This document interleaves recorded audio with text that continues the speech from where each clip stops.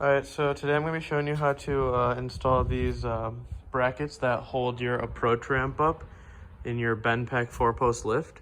So this is the one with the bracket installed, and this is the one without the bracket installed.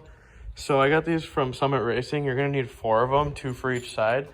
So basically what I did is there's a little clip right here, and I took a flathead screwdriver and pried at it until it popped off. And make sure you don't lose this clip because you're going to need to put it back. So once you do that, from the other side, there's another clip, so you can do either side, but one side you just pull the whole thing out and make sure somebody's holding this ramp up while you do it. And just slide that metal bar back in, and while you do that, put these ramp stops in facing this direction. So make sure the metal bar goes through the hole, and just put that in there, and then the other one right here, and get that all the way through, and it should hold up your ramp. And then at the end, make sure, don't forget to put this stop back in.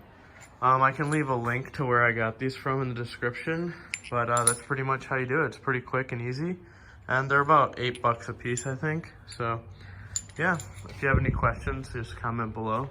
Thanks for watching.